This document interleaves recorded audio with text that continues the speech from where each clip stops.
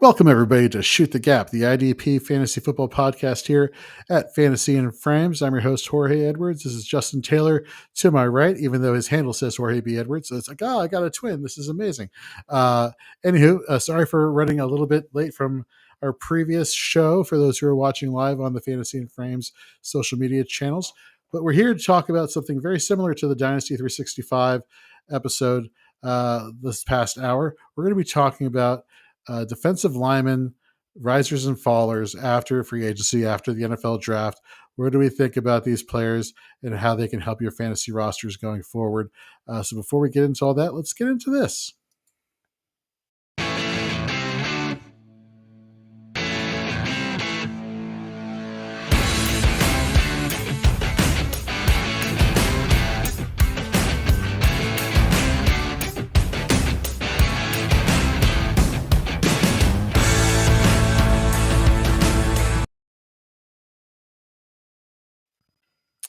All right, folks. Yes, so we are back.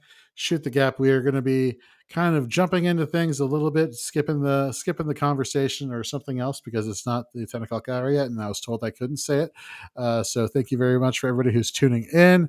And let's get into it, JT. Let's talk about some dynasty risers and fallers from a veteran's point of view, uh, following the NFL draft. And you know, if I just start off real quickly with one. Yeah, jump in. So he finished. Let me pull up his statistics here. And again, we like to use Fantasy Pros IDP scoring because it's easily accessible by you. Last year in fantasy, he finished as the defensive lineman 5, averaging 11.2 points per game. Nick Benito. Okay, he was. Let's see, where did I have him currently? He was my DL 13. He's jumping into the top 10.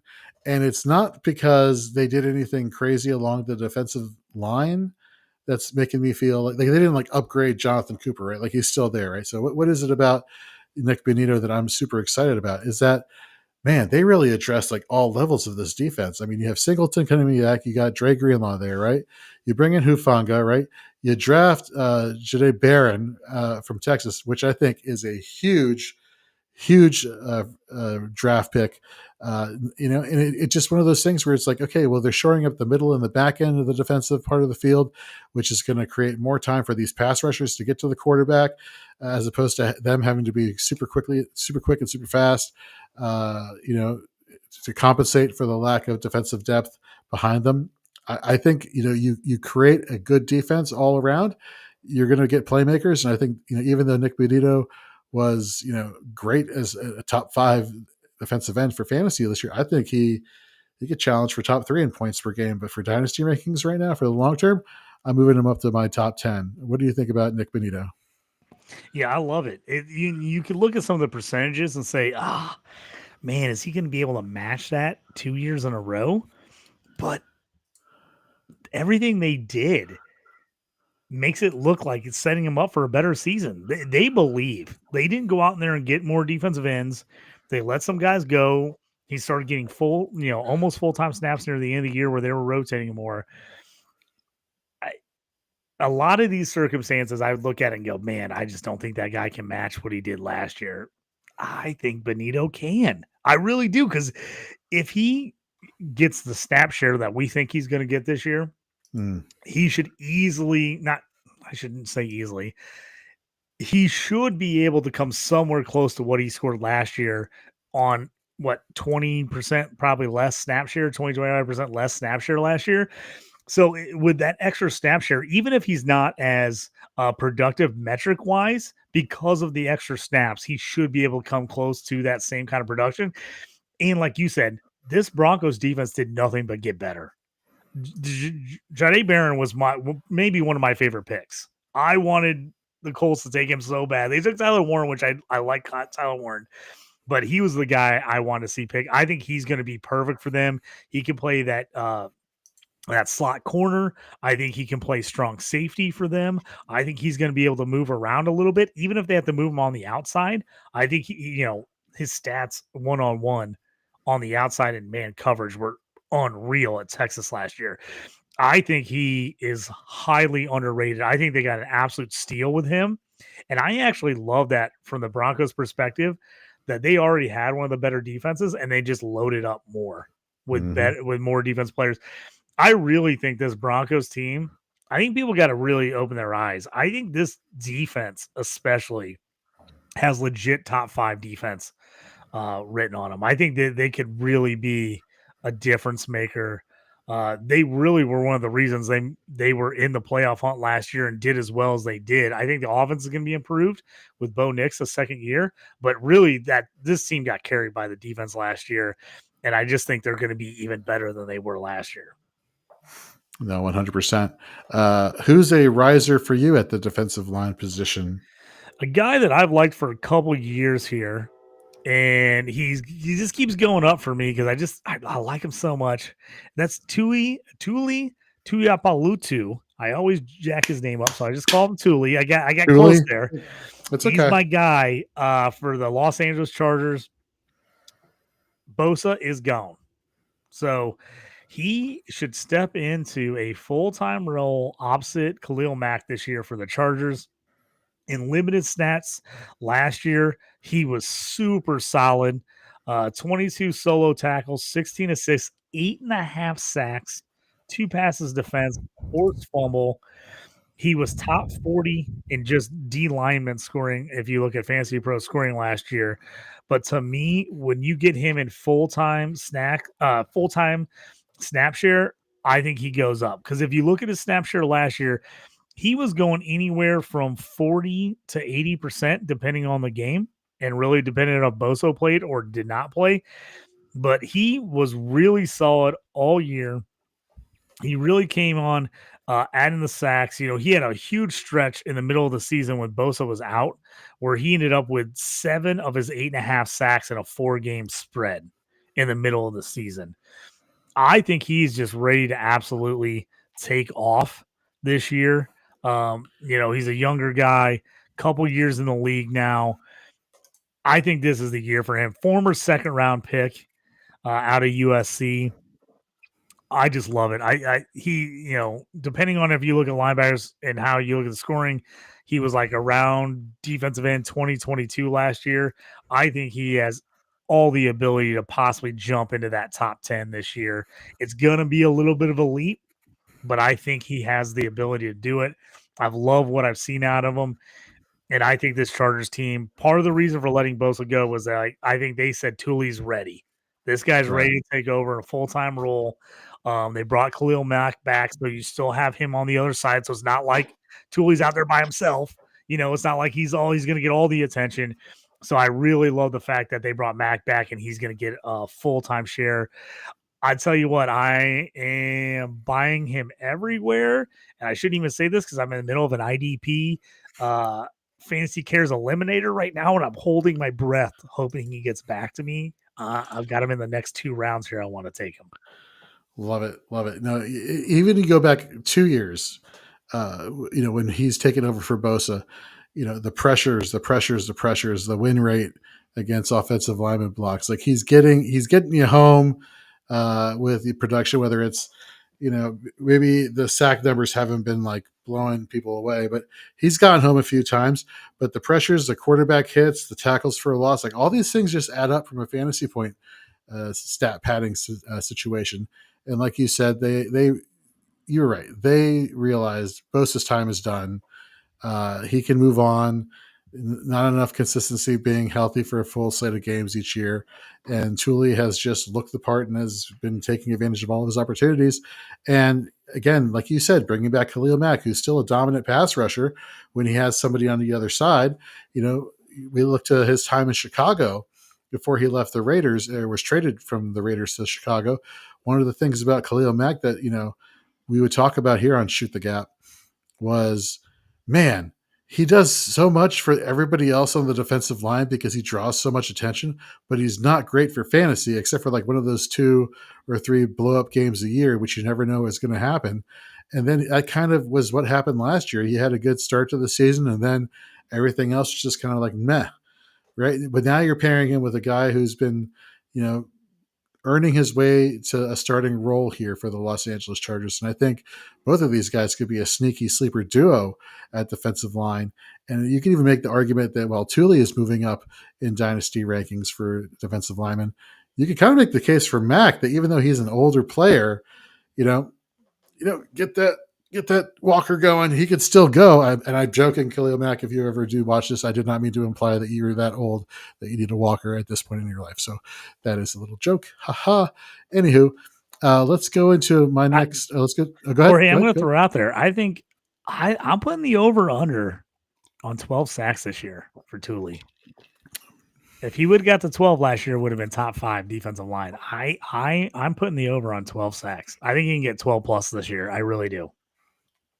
That is bold, sir. I love it. I love it. I love it. I love it. For me, for the next player, for a riser at defensive line, I have him as my DL10 for dynasty rankings right now.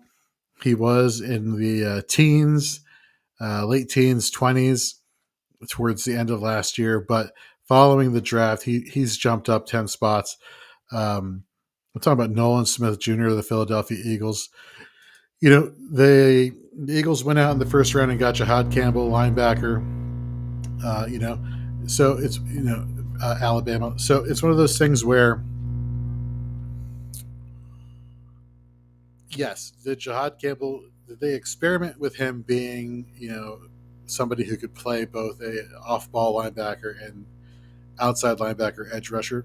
Yes, but my personal thought here is that Nakobe Dean is the guy who's kind of, he may not even play this year. That's how bad of the injury that he has.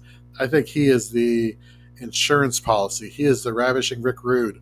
If those of you who get the 1998 pro wrestling reference there, he is the insurance policy for Nakobe Dean, referring to Jahad Campbell. I think Campbell goes right next to Zach Bond, and they've become another great tandem in the history of tandems for IDP purposes at the linebacking position. And if that's the case, look what they did to upgrade, on the edge rusher side of the ball.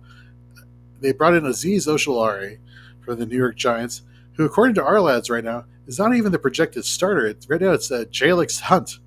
No disrespect to Jalix Hunt, but he's not Nolan Smith Jr. Nolan Smith Jr. was one of the first players that Howie Roseman drafted when he started to, basically incorporate all the Georgia players on the defense there. So it's one of those things where you saw how dominant he was last year. I think he's probably the guy that is going to be the more dominant edge rusher. And you see the interior of the line there for Philadelphia.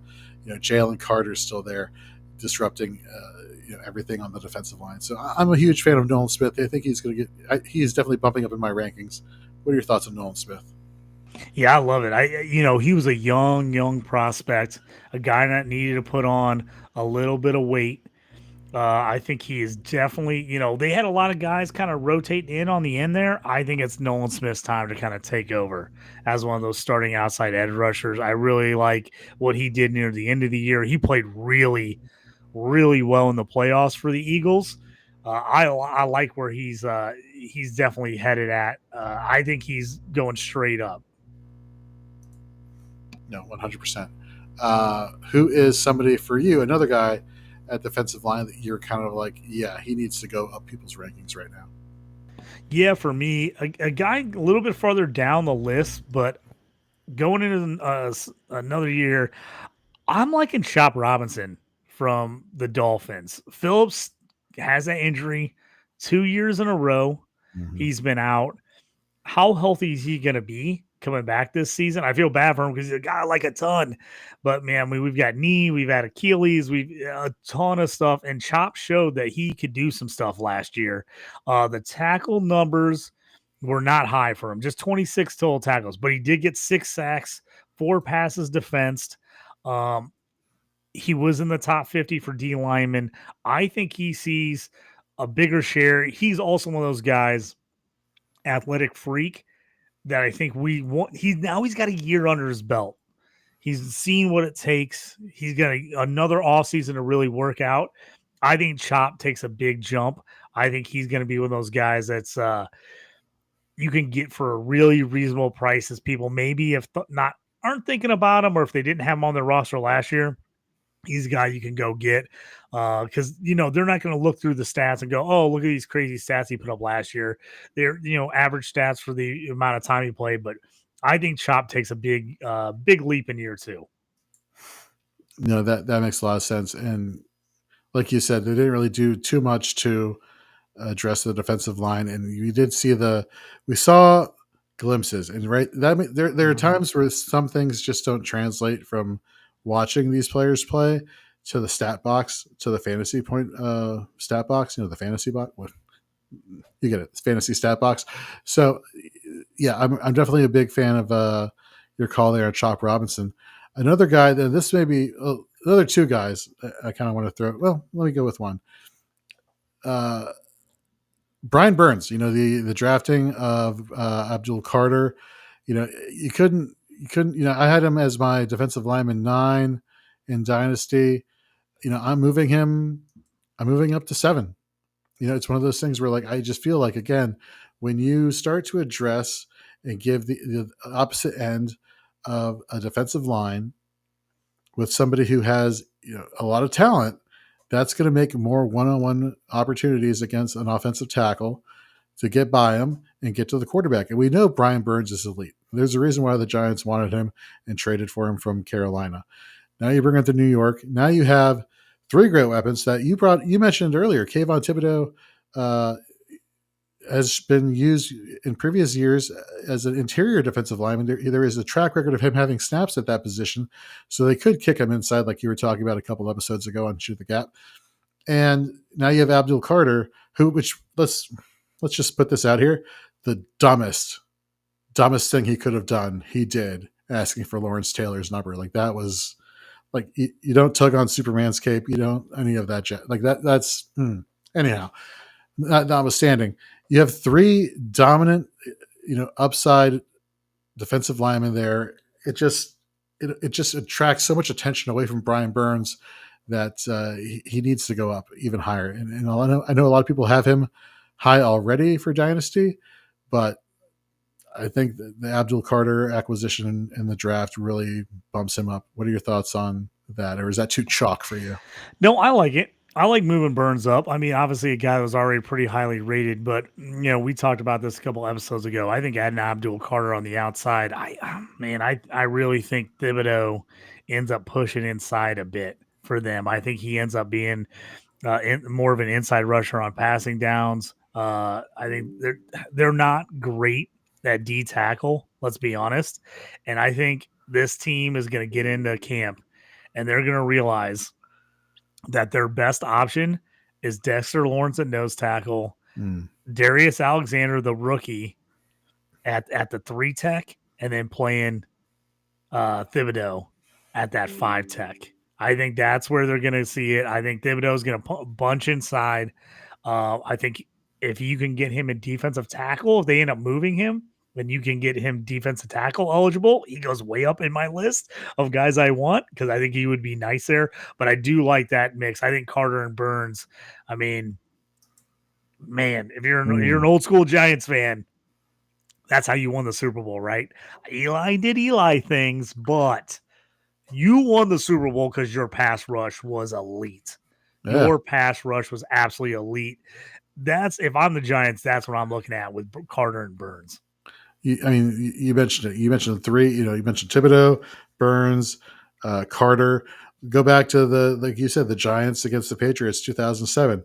Strahan, Tuck, and O.C. Umenyiora. I mean, you had 3 really good defensive linemen, edge rushers, just getting to the quarterback. Like that's how you win. That's how you win, and you get the stat padding for yourself, and that ultimately is what helps at the defensive line position for fantasy. And we've talked about this a lot for drafting, whether it's Dynasty or redraft. Defensive linemen, like the value you get at defensive lineman drops off really quickly. That you have the defensive lineman / dual eligible defensive lineman / linebackers, aka the edge rushers, and you get about like 13, 14, 15 deep right? And then all of a sudden, and what makes them so valuable is not just the fact that they get you sacks, but they get quarterback hits, or they get you tackles for a loss. So they get you some ancillary stats that you don't really necessarily think, oh, this is going to help me for fantasy, but it really does. But they also help provide you with some tackle, with a higher tackle floor. As you get past that 15 mark along the defensive line, now you're starting to see like, okay, now we're getting into the area for IDP purposes where a lot of these defensive linemen are sack or bust. And you get hot streaks where people are like, doing great for like a 4-game stretch, and then they disappear, towards the end of the season. And you're like, well, why? I'm like, well, because they were playing against better talent that could actually block them, and they weren't able to do jack squat against them in other areas of the play on the field. So again, get your defensive lineman early is my recommendation always in drafts, just because they're just really hard to find. And it's really hard to find a real, an elite one where you could just set it and forget it. So that's what I got going on. What's a riser for you? Another one. Do you got another one? If you got one, throw me the other guy. I know you had two you were thinking about. Yeah. So again, kind of chalk. And we talked about him last week for the Dallas Cowboys, and that Ezraku, the drafting of him last week, who I think is going to be a great opposite to Micah Parsons.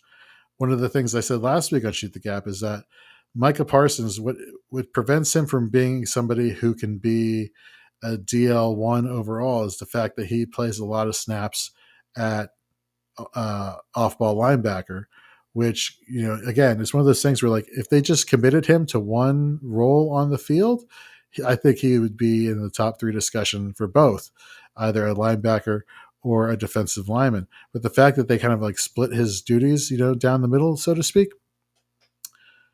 that hurts him. That hurts him from being that like ultimate number one guy.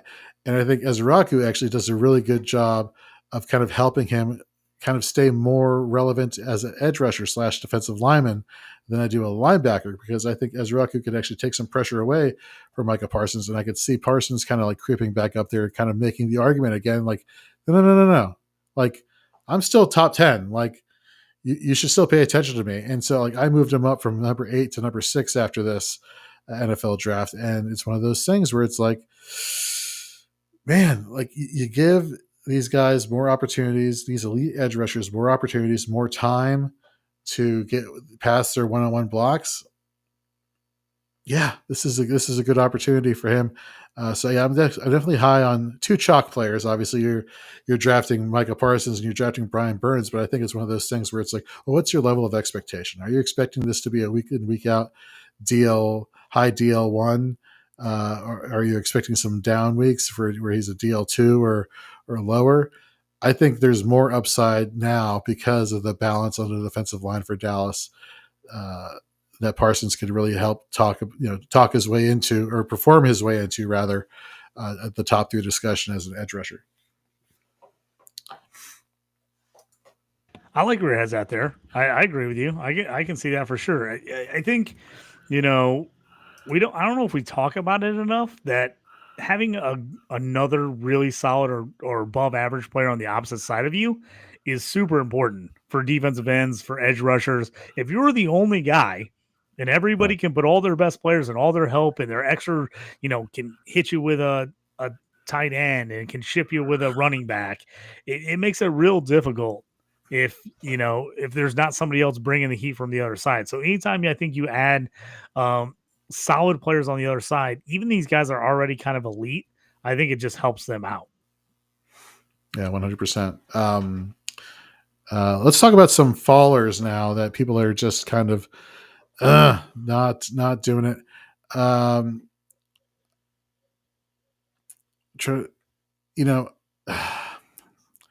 hate saying this, and I hate saying this because the guy has been like questionably the best defensive player in all of football the past, X number of seasons. He's one of your guys. He's one of the Steelers.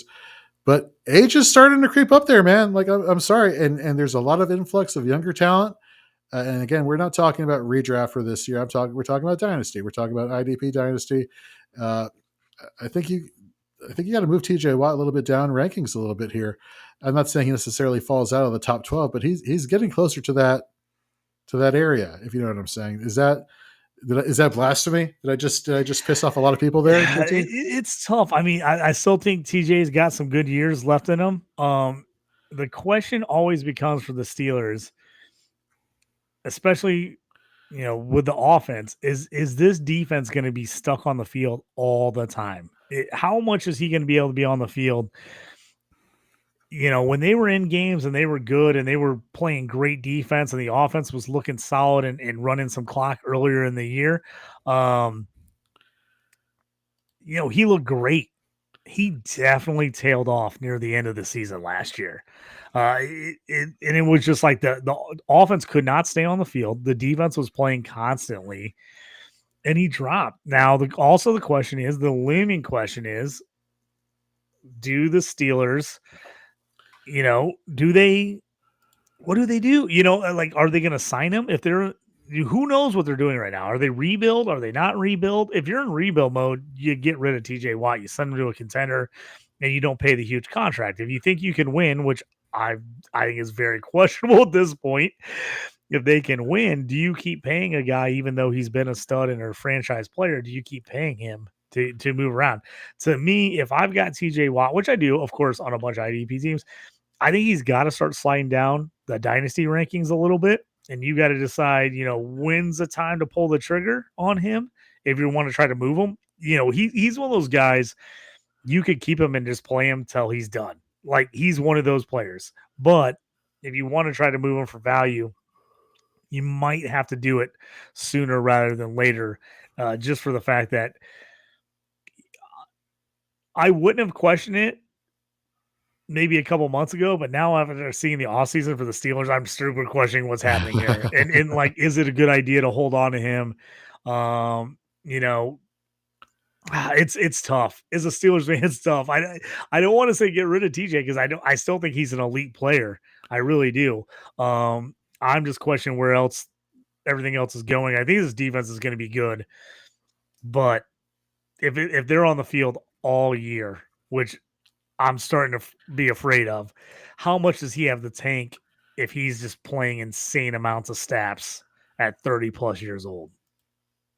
Right. No, that's a fair assessment there. Who's a faller for you, JT? One of your guys from last year, and I don't know how much of a faller he is. I just think he way outplayed his played way better than I think he is going to be able to do this year. And that's Dante Fowler Jr. Moving over for the Commanders to the Cowboys. They drafted some guys. 10.5 sacks last year. He just played out of his mind. He's a guy that I'm not as high on. Am I going to go grab him in a league? Probably not. If it's in Dynasty, if somebody dropped him, I would look at possibly picking him up, but I just don't think he can get double-digit sacks again. I really don't, especially after the draft that the Cowboys had. I know they brought him in originally. I think he plays in a rotation, kind of like he did with the Commanders, and he had an crazy high sack percentage for the amount of snaps he was playing with the Commanders. I don't think he can match that with the Cowboys. So he's one of those guys that if you're looking to pick up guys or in a redraft and you're looking at it, you're going, oh man, where's a guy I can maybe grab? He's a guy I think that's going to be, he's a little more of a mirage, like we used to say, money and mirage on the show. I think he's a little more of a mirage. He's a guy you're going to look at the stats from last year and be like, ooh, maybe he's a sneaky pickup. And I'm like, I think I would avoid him this year. That's a good call. It's definitely a good call. For me, my final faller for today's episode. Again, I'm not trying to be like, ooh, this is shock value. This is clickbait. This is how could you say this about somebody? The dude had like his leg sticking through his skin, in a gruesome, horrific, leg injury last year. I get it. Modern medicine, blah, blah, blah, blah, blah. Recovery, physical therapy is different than it was back then.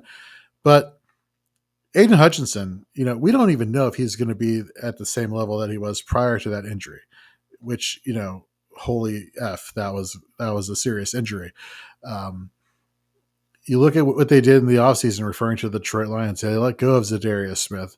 They in his place they have Marcus Davenport now lining up opposite defensive end. I know Saints fans can commiserate with this, and I know a lot of us IDP managers can commiserate with this, like from a fantasy standpoint, and I mean this purely from a fantasy standpoint. To hell with you, Marcus Davenport. Like it has never panned out. It will never pan out. And so again, when you start to downgrade the opposite side of a defensive lineman who's coming back from his leg sticking through his skin in the middle of the season last year, like you already have one negative, which is like the health concerns. Like, is he going to come back to the level that he was before? And now you're adding the fact that you're creating fewer, you're creating more. What I'm trying to say, like you're creating more work for him to do because now the double teams are going to be going his way because Marcus Davenport is not going to be commanding attention. You know what I mean? Like he's not one of those guys who's going to like, hey, Aiden, I got you. I'm going to take on some blocks for you. You can get your one-on-one to the quarterback. That's not happening. People are, the running back will chip, Marcus Davenport and David Montgomery will take him out. And then it's all eyes on Aiden Hutchinson. So I know we shouldn't do things based off of injury in terms of our analysis. And we should always go into each year thinking, man, well, if they're saying that he's good to go, then we got to believe when he's good to go. But considering everything, he's fallen out of my top 5. He is, man, wow. I can't believe I'm doing this, but like he is he is 13. He is 13 for me. Aiden Hutchinson, that is. Just to give you an idea of what that means, I have Thule ahead of him. I have Nolan Smith ahead of him. I have Benito ahead of him. I have Bosa ahead of him. I got Hendrickson, Watts, Burns, Parsons, Will Anderson, Garrett, Crosby. It's crazy because he was, up until the point he got injured, he was the DL1. Like there was no debating anything. He was the guy for Dynasty IDP. He was the future. And now we just don't know. And now you've given him a shitty situation with Marcus Davenport on the other side. That's not looking too good for good old Aiden Hutchinson.